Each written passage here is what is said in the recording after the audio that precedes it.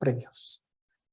Este es el caso de una paciente femenina con siglas AMVLDC, afiliación 279-193-452, de 43 años, casada, católica, docente, bibliotecaria, originaria de esta ciudad. Como antecedentes heredofamiliares, la madre presentó un cáncer cervicouterino y padre melanoma. Antecedentes médicos: es hipertensa, tratada con irbesartán, 150 miligramos al día.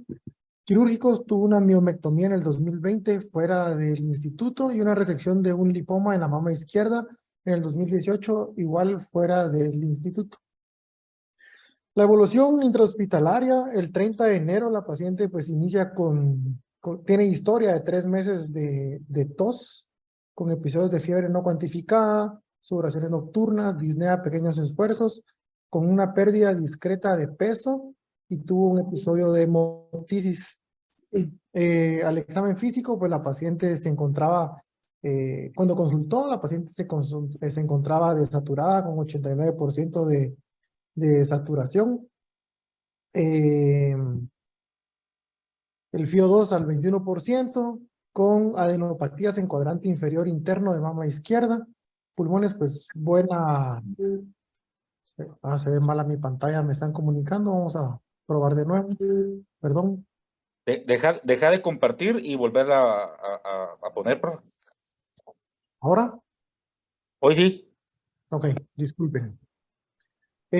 Como les decía, al examen físico, pues la paciente desaturada con 89%, con FIO2 de 21, adenomegalias presentes en el cuadrante inferior interno de la mama izquierda y ningún otro dato positivo para el examen físico. Se solicitaron rayos X de tórax, aumentando ensanchamiento mediastinal y una radiopacidad en el lóbulo medio sin broncograma aéreo. Le realizan gases arteriales con un pH de 7.4, SO2 en 35, una PO2 en 39. Los glóbulos blancos normales, hemoglobina 15, plaquetas 415,000, un número de 1660, un BNP menor a 5, lo que nos excluía la sospecha de insuficiencia cardíaca. Se le solicitan marcadores tumorales, un CA125 en 40, un CA19 en 45 y un antígeno carcinogenorio en 103. Ya para el 31 de enero, pues la paciente se evaluaba por neumología. Le realiza un TAC de tórax, donde presenta una lesión a nivel del lóbulo medio, en el segmento medio e inferior del lóbulo superior, con dilatación de la vasculatura central, presencia de vidrio despulido y programan una broncoscopía. Perdón, Julio, que te vuelva a interrumpir, pero fíjate que se volvió a intersonar la pantalla. No sé qué está pasando. O sea.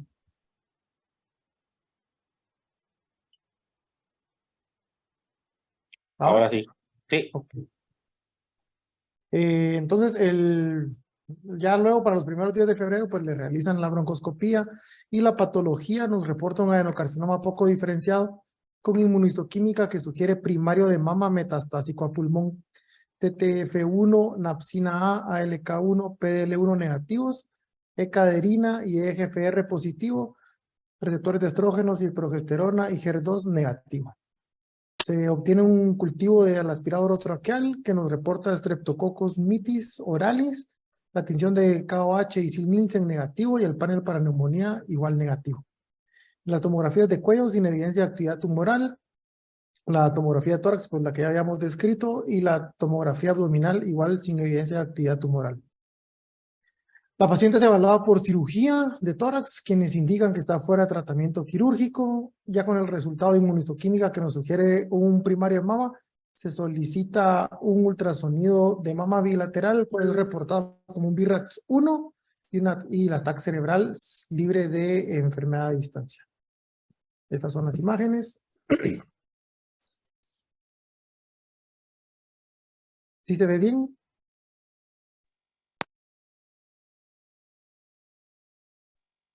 Mazo. Es que no sé qué está pasando con el...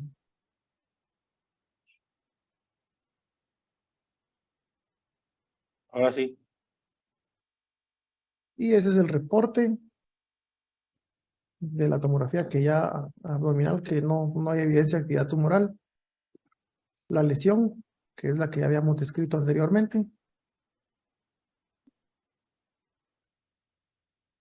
donde nos reportan una masa pericárdica pariliar derecha sólida con componente necrótico. Voy a quitar mi cámara, tal vez eso está pasando algo ahí.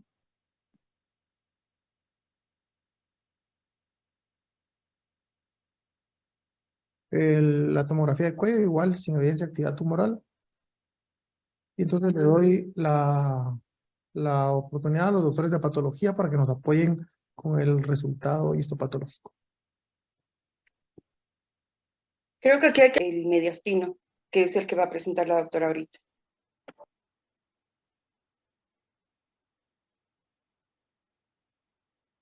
Michelle puede presentar.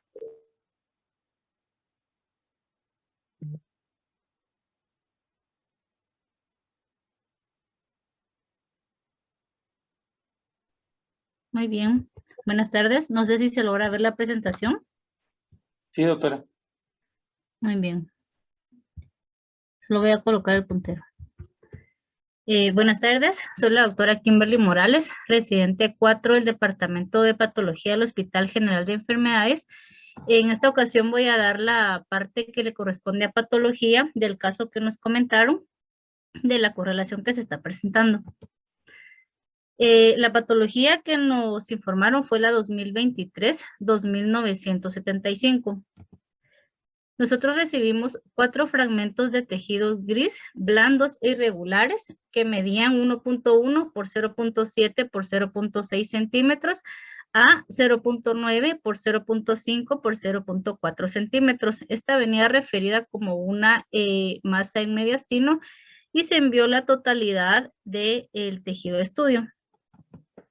En la microscopía, nosotros observamos que la neoplasia está formada por estos nódulos de células tumorales, ¿verdad? Que están separadas por estos septos fibrosos.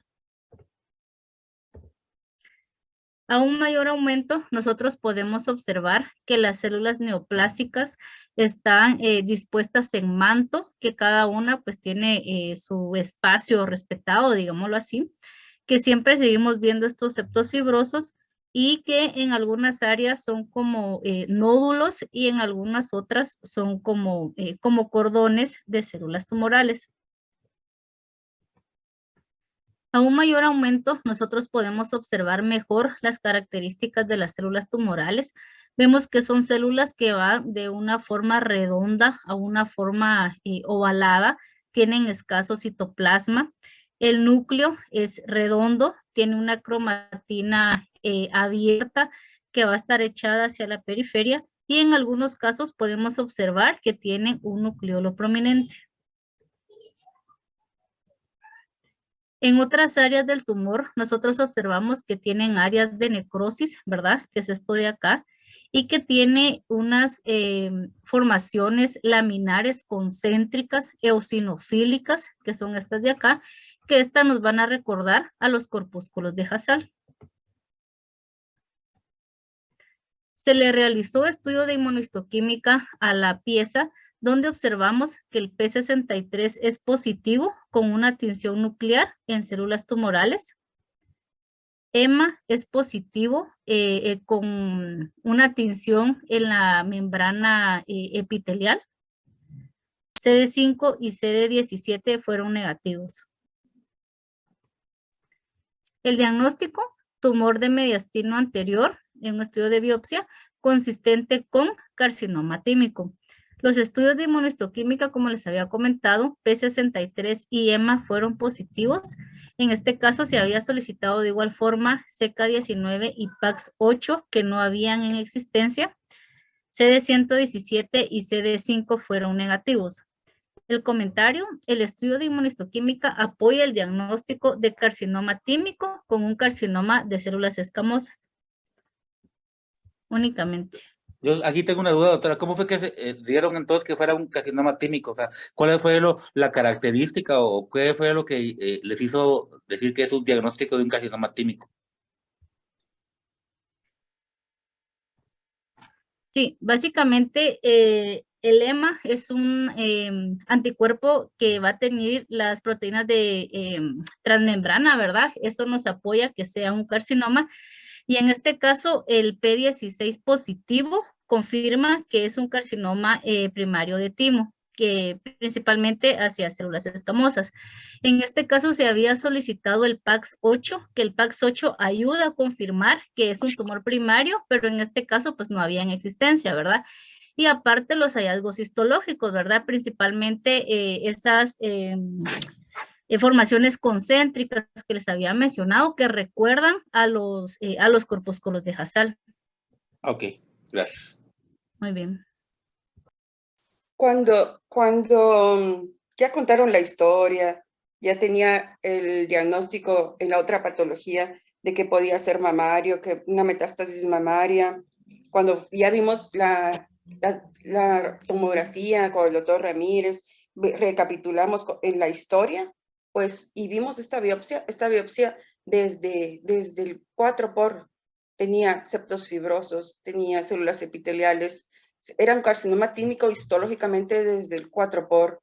Se le trataron de realizar los marcadores característicos, es más, solo los marcadores de carcinoma tímico son los que se le pidieron y fueron positivos. Entonces el diagnóstico era compatible con carcinoma tímico. Y al primer diagnóstico se le puso de que tenía que correlacionar con este diagnóstico para hacer un diagnóstico conjunto de carcinoma tímico metastásico en el bronquio. Muchas gracias.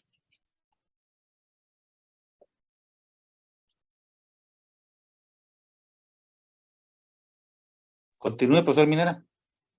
Entonces, dentro de la evolución intrahospitalaria, pues ya se había considerado primario de pulmón versus primario oculto de mama.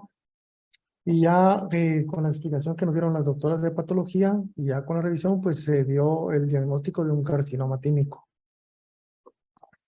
Entonces vamos a hablar una revisión del tema. Sabemos que los carcinomas tímicos pues son neoplasias raras que surgen en el mediastino anterior. Son tumores epiteliales abiertamente malignos con una atipia citológica. Estos suelen ser más agresivos que los timomas. La evidencia de la invasión a las estructuras mediastínicas pues va a estar presente en estos pacientes. Al igual que como los pacientes que presentan carcinoma tímico, pues la mayoría de los pacientes presentan tos, dolor torácico, parálisis del nervio frénico, síndrome de vena cava superior. Entonces los carcinomas tímicos representan menos del 1% de las neoplasias malignas y a menudo se van a presentar con enfermedad avanzada y se ha documentado en la literatura, y como vamos a ver más adelante, que la supervivencia a los 5 años es aproximadamente el 30% y en estos pacientes, no como en los pacientes con timomas, que puede llegar hasta ser al 50%. Solo para recordar rápidamente, pues el timo es un órgano cérvico-torácico impar mediano que está en el mediastino anterior, se extiende entre la tiroides y por arriba de esta hasta el cuarto cartílago costal. Está estructurado por 2 lóbulos que están conectados por un istmo. Se inerva por el nervio vago y el tronco simpático, y pues su función es el sitio de maduración de las células hematopoyéticas, que son las precursoras de los linfocitos T. Los tumores epiteliales tímicos que se originan en el timo, pues están divididos en los timomas, carcinomas tímicos e incluso los timomas también neuroendocrinos. Entonces los carcinomas tímicos, pues como pueden esparcirse localmente, son mucho más invasivos. Los pacientes a menudo presentan metástasis, como el caso que estamos presentando. Y dentro de su epidemiología, puede presentarse a cualquier edad. Es más común en las poblaciones blancas, presentándose en 0.07 pacientes por cada 100,000 habitantes. Dentro de los factores de riesgo y la fisiopatología, pues sabemos que las aberraciones moleculares que subyacen a estas neoplasias pues son pocos conocidas, ya que se carece tanto de modelos preclínicos válidos, tanto como en animales como en humanos.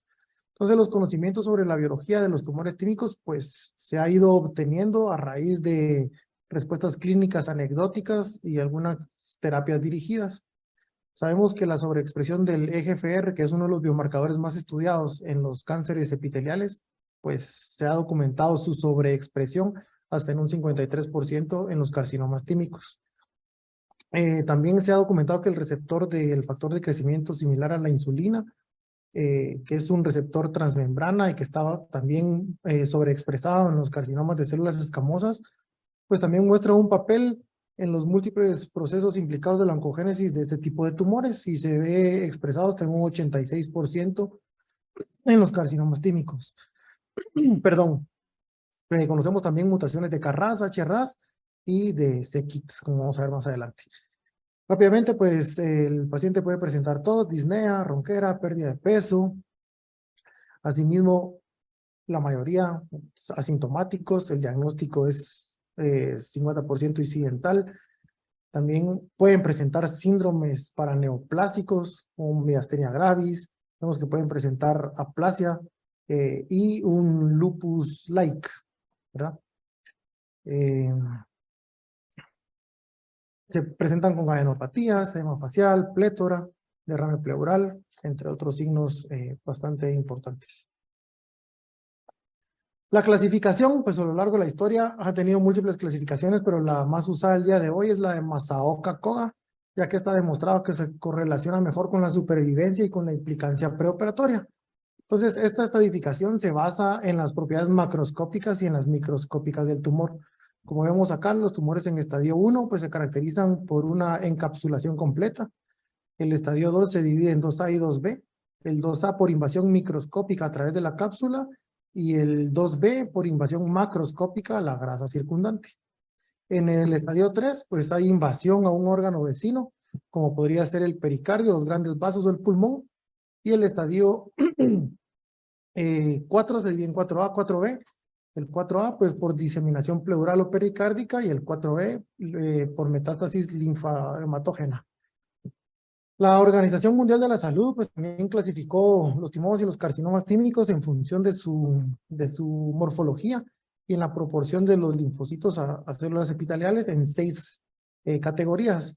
En la A, B, B1, B2, B3 y la C. El carcinoma tímico pertenece a la categoría C.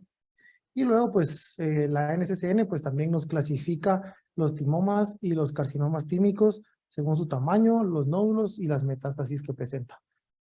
Entonces, la pregunta acá, pues, viene a ser cuál es la mejor terapia de primera línea y si el paciente recae, cuál es la mejor de segunda línea y las últimas terapias que se han estado estudiando.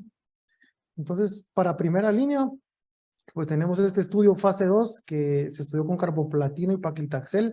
Es un estudio multicéntrico prospectivo de fase 2, que vemos que es del 2001 hasta el 2008.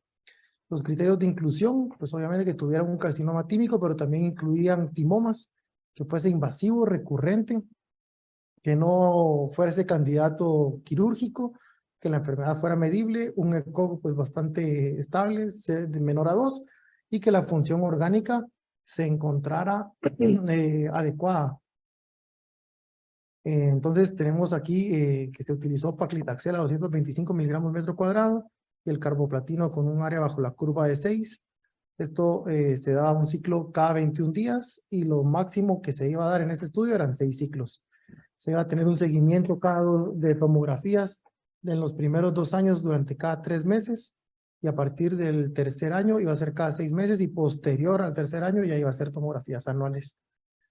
Las características de los pacientes, como vemos acá, la mediana edad de 50, 27 pacientes eran hombres, lo que suponía la mayoría, 19 pacientes con un ECOG de 0, ¿verdad? Y si vemos, pues el ECOG era en los carcinomas tímicos, pues todos son pacientes bastante estables y la mayoría era en los carcinomas tímicos, un 47% ya clasificados en el estadio 4B según Masaoka. ¿Qué fue lo que encontraron? 44 pacientes pues fueron evaluados en este estudio, 49% completaron los 6 ciclos y vemos que para el timoma y para el carcinoma tímico, que es la línea punteada azul, que la supervivencia libre de progresión fue de 5 meses, la mediana. Perdón. Y en la supervivencia global, vemos que igual la mediana era de 20 meses en este tipo de pacientes.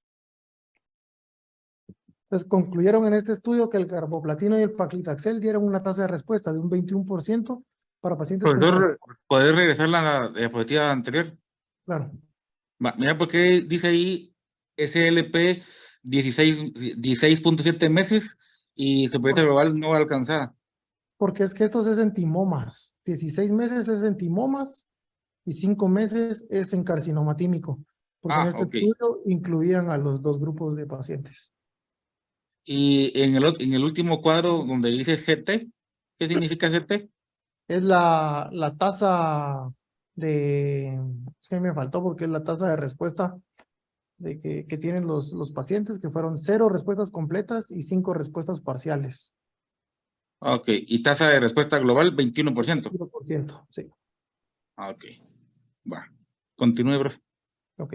Entonces, como les decía, la mediana de la supervivencia global fue de 20 meses en los pacientes con carcinoma tímico. Luego tenemos este otro estudio, igual multicéntrico, fase 2, donde se evaluó el carboplatino y el paclitaxel para carcinoma tímico avanzado. Igual pacientes mayores de 20 años, que la clasificación de Masaoka fuera 3, 4A o 4B. Igual enfermedad medible, un buen ECOG y la función orgánica pues adecuada. Excluían si tenía el derrame, tumor cerebral o que tuviera otras neoplasias o si tenía síndromes paraneoplásicos. Aquí la dosis es diferente, son 200 miligramos metro cuadrado y la de carboplatino sí sigue siendo igual con un área bajo la curva, abajo de 6 ciclos, esto pues cada 21 días y las tomografías de seguimiento en los primeros 2 años iba a ser cada mes o cada 2 meses según el investigador.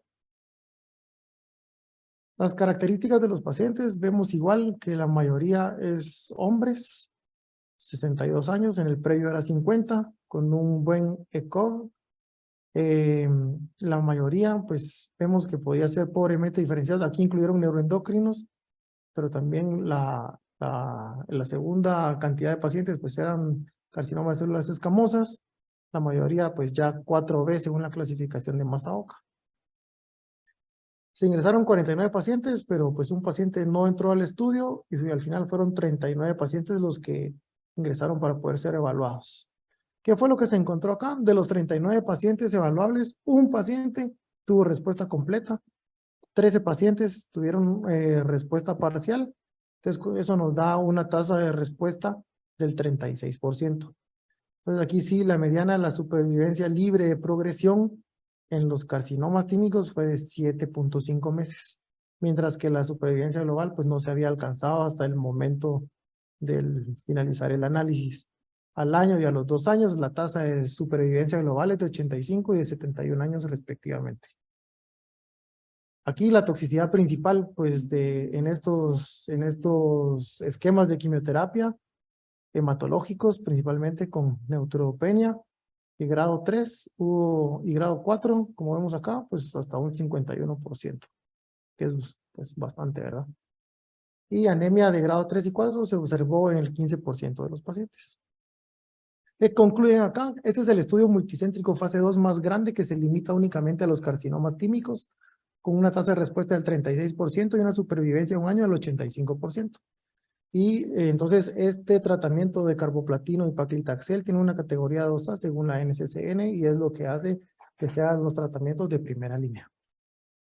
Tenemos este estudio retrospectivo multiinstitucional que está denominado como el NEG 023 para pacientes con carcinoma tímico avanzado. Todos estos pacientes sin ninguna intención de tratamiento curativo pues fueron tratados con quimioterapia. Pues de 1995 hasta 2014 que hicieron el análisis en 40 instituciones de Japón. Entonces fueron 10 estudios donde se incluyeron 286 pacientes. Volvemos a ver que la mayoría son masculinos, que igual el 86% pues tienen un ECOG de 0 a 1. La mayoría igual un 66% con carcinomas de células escamosas. Y la clasificación de Masaoka también el 50% en 4B. Entonces, aquí tenemos las curvas de Kaplan-Meier de supervivencia global y de supervivencia libre de progresión en estos pacientes de carcinoma tímico que fueron tratados pues con las quimioterapias sistémicas. Lo que evaluaron acá, por ejemplo, en el esquema A, fue la supervivencia global en pacientes tratados con cada régimen, ya sea solo doblete basado en platino, múltiples drogas o solo monoterapia. Y entonces vemos que la media, la supervivencia global con doblete fue de 30 meses, la con multidrogas de 29 y con monoterapia decía de 54, pero no fue estadísticamente significativo. En la gráfica B vemos el duplete con carboplatino y paclitaxel, aquí versus cisplatino, doxorubicina, vincristina y ciclofosfamida, donde la mediana de la supervivencia libre de progresión, pues del duplete fue 9.1 meses, pero igual sin potencia estadística. Y pues vemos al final la supervivencia global igual del duplete versus el esquema ad hoc, donde iguales pues fueron respuestas bastante similares sin ser estadísticamente significativos. Entonces encontramos aquí pues hace un resumen de los Tengo que poner estudios. ya, ver. Vemos el resumen de los estudios, donde hay un promedio o una media de la supervivencia libre de progresión de aproximadamente 7 meses. Y esto para la primera línea de terapia. Entonces el paciente recae, ¿y cuál es la segunda línea de tratamiento? Pues se han estudiado múltiples líneas de tratamiento y encontramos este ensayo de fase 2, etiqueta abierta, donde es de un solo brazo que se llevó a cabo en el hospital del Centro Nacional de Cáncer en Tokio. Aquí los criterios de inclusión, pues que ya hubiesen tenido una primera línea a base de platino y hayan progresado, que fueran mayores de 20 años, el carcinoma pues confirmado histológicamente o citológico, los tumores 4A o 4B según Masaoka, medibles por RECIST, un buen ECOG, con una reserva adecuada de la médula ósea y la función renal y hepática pues estuvieran bien, y mencionaban una hemoglobina por lo menos arriba de 8.5 para poder dar el tratamiento. Y lo que vemos es que iban a evaluar C1 como tratamiento principal. Aquí sí vemos que son más mujeres, 16 mujeres, la mediana 63 años de edad. El ECOG, pues obviamente todos 0-1, que era la mayoría de los pacientes. Vemos también que fueron 14 pacientes que estaban incluidos en el 4B, según la clasificación de Masaoka, y los principales sitios de metástasis a hígado y a pulmón, también en hueso. Y como habíamos mencionado anteriormente, pues de células escamosas. Entonces, aquí está. Entonces, el régimen de tratamiento, pues S1 a 80 miligramos por la superficie corporal total, si era menor a 1.25. Le daban 100 miligramos si la superficie corporal total era mayor a 1.25, pero menor a 1.5, perdón aquí los números. Y 120 miligramos si la superficie corporal total era mayor a 1.5 metros cuadrados. Se daba 2 veces al día por 4 semanas, con 2 semanas de descanso. El objetivo principal de este estudio fue la tasa de respuesta general y el objetivo secundario, pues la sobrevida libre de, sobrevida libre de progresión y la supervivencia global.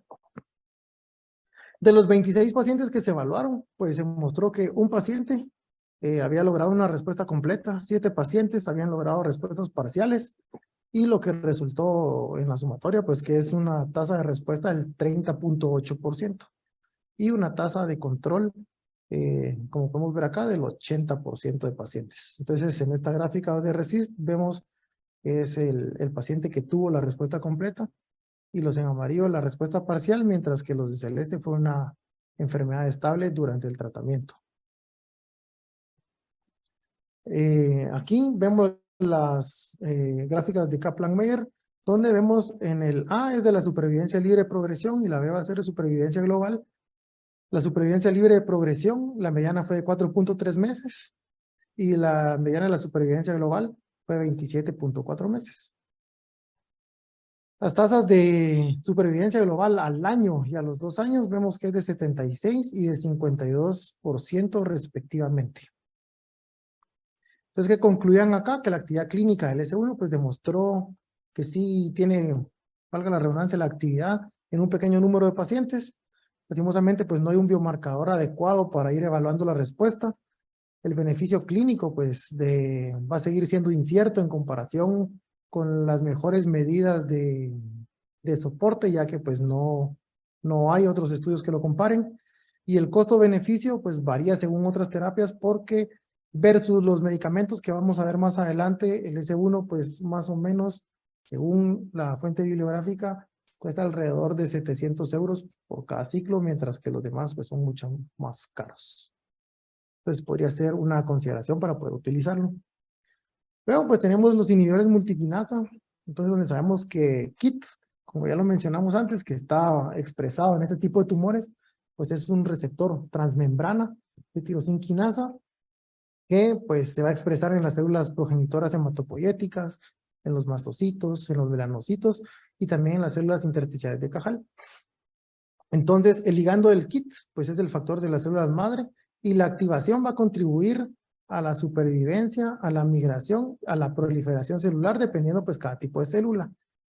Las mutaciones de ganancia que va a tener aquí el KIT van a contribuir a que el desarrollo de estos tumores se dé en tumores gastrointestinales, trastornos mieloproliferativos, melanoma, seminoma y en los tumores del timo, como el carcinoma tímico. Entonces, la expresión del c-KIT en el carcinoma tímico es hasta de un 88%, y en los timomas, pues apenas es del 5%. Pero entonces, teniendo la información de que se expresa en una gran cantidad de los pacientes, tenemos este estudio del lenvatinib, que es un inhibidor multiquinasa que va a bloquear el factor de crecimiento endotelial vascular 1,3, también el factor de crecimiento de fibroblastos, también bloquea los genes PDGFR alfa, el gen KIT, el gen RET y c-KIT. Entonces, este medicamento pues ya se ha utilizado en pacientes con cáncer de tiroides irresecable, en carcinoma hepatocelular principalmente. Entonces, este estudio, fase 2 de un solo brazo, se hizo en 8 centros de Japón. Los criterios de inclusión, igual que ya hubieran progresado a una primera línea con platino, que los pacientes fueran mayores a 20 años, lesiones medibles por RECIST, un adecuado ECOG, una adecuada reserva ósea renal hepática, y se les iba a dar lenvatinib 24 miligramos al día, cada 24 horas, y se iba a hacer un seguimiento, bueno, y el ciclo era de cada 4 semanas hasta la progresión, o los efectos adversos ya no, que la toxicidad fuera inaceptable. Entonces, iban a llevar un control con tomografías al final del primero, del segundo, del cuarto y del sexto ciclo, y luego iban a hacer tomografías cada 3 ciclos. Se estudió durante un año, abril 17 a febrero 2018, y 42 pacientes fueron incluidos, con una mediana de 55 años. Vemos que igual vuelven a ser más hombres, que el ECOG pues es bastante adecuado, la mayoría con células, carcinoma de células escamosas, no habían tenido cirugía en el 67% de los pacientes, y la mayoría tenido el duplete como terapia inicial. ¿Qué encontraron? Primero, pues, la mediana de los ciclos que recibieron fueron 9 ciclos. La mediana de duración del tratamiento aproximadamente de cada paciente fue de 8.8 meses y el seguimiento fue de 15 meses. Entonces, dentro de los 42 pacientes que se evaluaron, el 38% de los pacientes, que son 16, tuvieron una respuesta parcial y el 24 pacientes tuvieron una respuesta estable. Entonces, de los pacientes que tuvieron la respuesta estable, la mediana del tiempo de la respuesta pues fue de 2 meses. Como vemos en la gráfica acá abajo, porque se podía ir disminuyendo la dosis del lenvatinib según los efectos adversos, donde se ve las flechas, quiere decir que son los pacientes que tuvieron respuesta ya sea parcial o enfermedad estable y que continúan con el tratamiento. De todos estos, pues 26 pacientes tuvieron progresión, de esos 15 fallecieron, y la mediana de la supervivencia, y aquí vemos las gráficas de la supervivencia libre de progresión, que fue de 9.3 meses la mediana, y la supervivencia global no se había alcanzado hasta el final del análisis. Entonces, la probabilidad al año de la supervivencia libre de progresión es de 41%, y la supervivencia global al año es del 83%. El problema acá es la toxicidad del lenvatinib, que como bien sabrán, el principal efecto adverso pues es la hipertensión, y tuvieron grado 3 hasta en un 64%. También presentaron eritrodestesia plantopalmar en el 7% en el grado 3, que fueron los dos efectos adversos más comunes en estos pacientes. Entonces, el lenvatinib puede ser una opción también como segunda línea, dependiendo de las características pues, de cada paciente. Entonces, también tenemos el sunitinib. Este estudio igual es de fase 2, etiqueta abierta, de un solo brazo multicéntrico. El objetivo principal acá pues, fue ver la respuesta objetiva. Y los objetivos secundarios, igual la supervivencia libre de progresión, la global y la duración de la respuesta. Aquí daban sunitinib 50 miligramos cada 24 horas, el ciclo de 6 semanas, 4 semanas de tratamiento con 2 semanas de descanso. Se podían hacer 2 reducciones de dosis dependiendo de los efectos adversos, disminuir de 50 a 37.5 o a 25 miligramos. Y la interrupción se daba de 3 semanas y los efectos adversos pues no eran, no resolvían. Pues las características de los pacientes acá se inscribieron al final, acá pues también habían carcinomas tímicos y timomas, fueron 41 pacientes, 25 con carcinoma tímico, la mediana de la edad fue de 57 años, volvemos a ver que son más hombres los que se presentaron en estos estudios, la mayoría blancos, un buen ECOG y pobremente diferenciados el carcinoma tímico. Y que ya habían tenido, por ejemplo, hasta 2 o más regímenes de tratamiento en el 58% de los casos.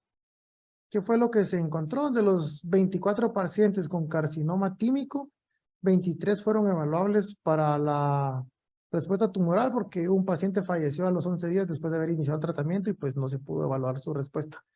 6 pacientes, que fue un 26%, de los 23 tuvieron una respuesta parcial. Y la mediana del tiempo de respuesta para esos 6 pacientes fue 5.6 meses. Lo que vemos acá son las gráficas de la supervivencia libre de progresión y la supervivencia global, ya separados por carcinoma tímico en la línea roja. Y vemos que la mediana de la supervivencia libre de progresión es de 7.2 meses.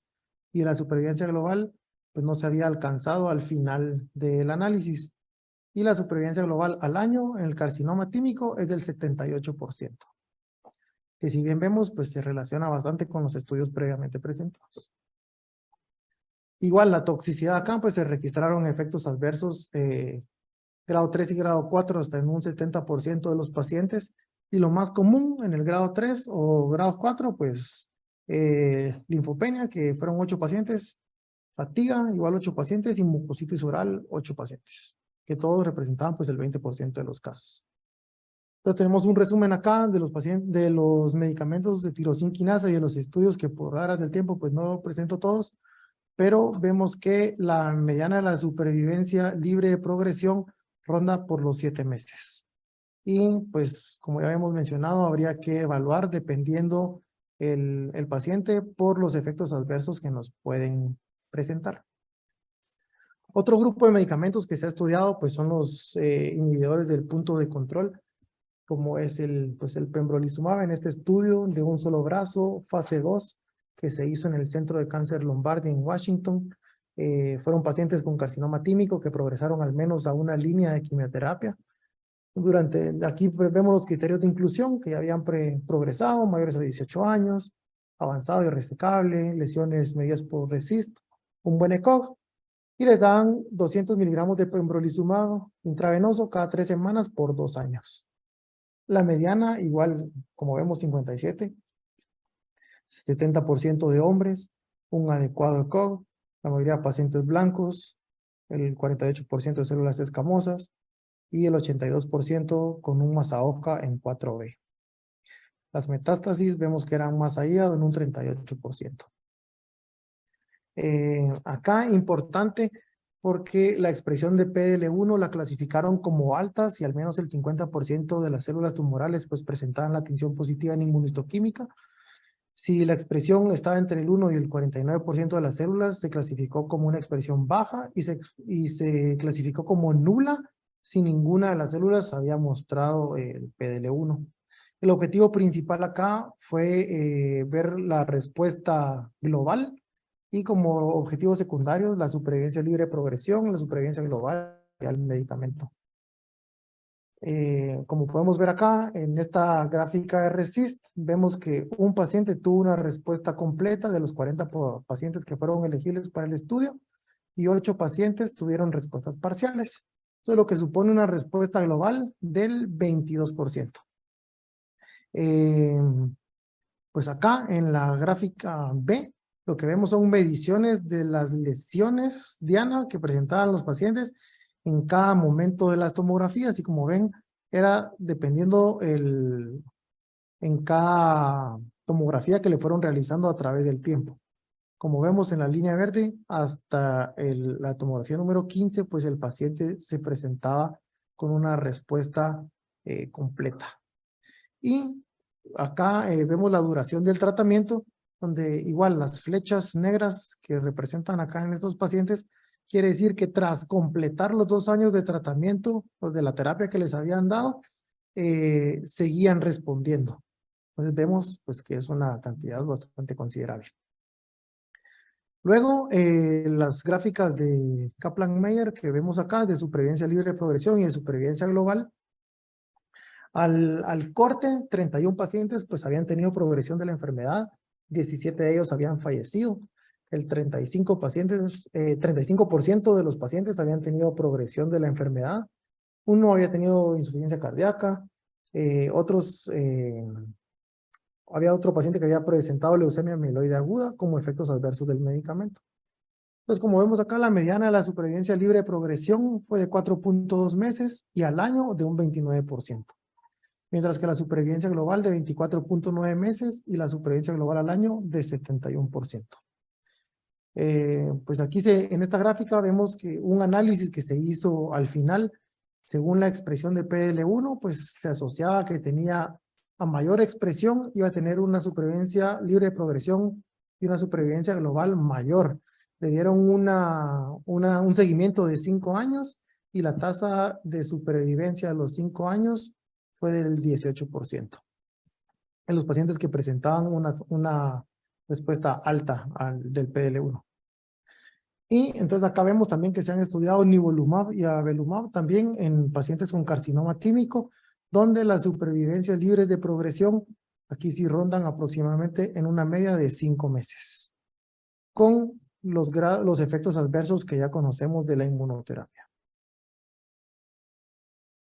Luego, pues, bastante novedoso, importante y que me llamó mucho la atención, es este estudio fase 2, donde se evaluó el palbociclib, que es un inhibidor de las cinasas dependientes de ciclina.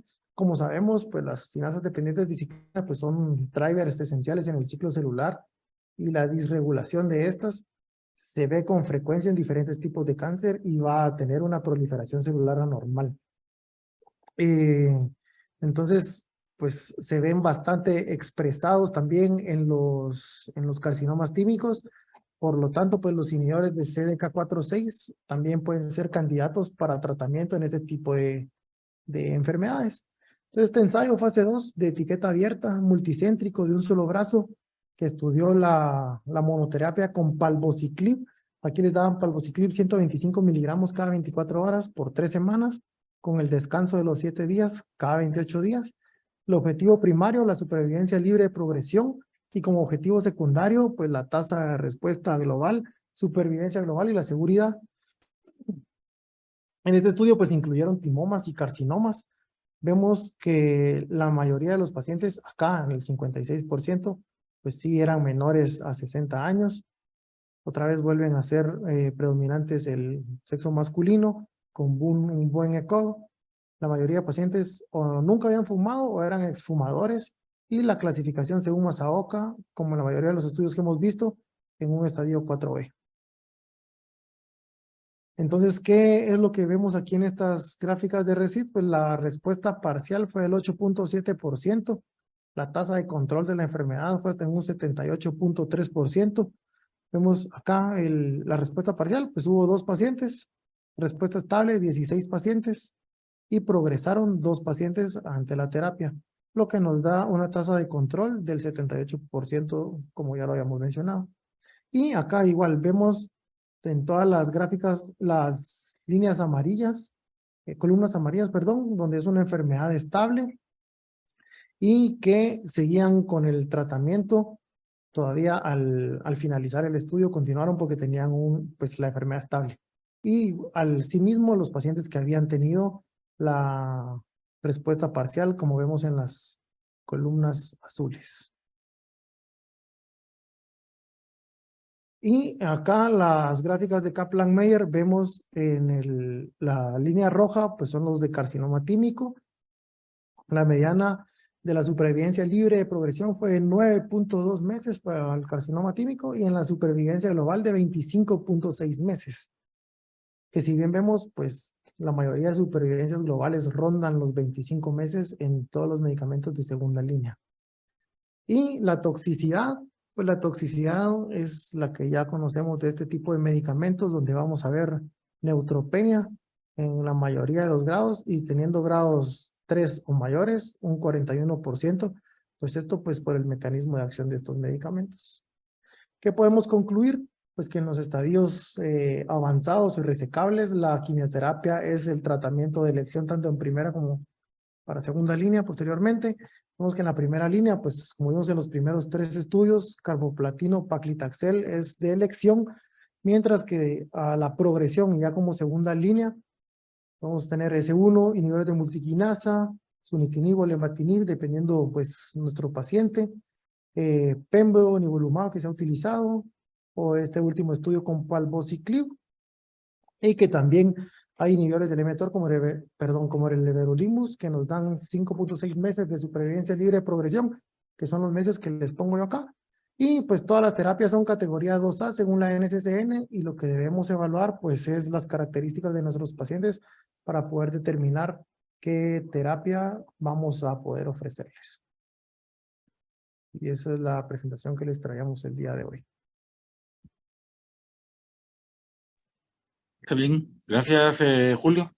Tal vez ya hay poco tiempo, solo para decirle que al siguiente doctor que le toca la colección clínico-patológica, por favor que se aboque con los doctores de patología con mucho tiempo de anticipación, por favor, para que no pase, pues obviamente que ellos no puedan trabajar o que no puedan revisar nuevamente la imagen, o sea, las laminías o si le tienen que hacer algún estudio adicional.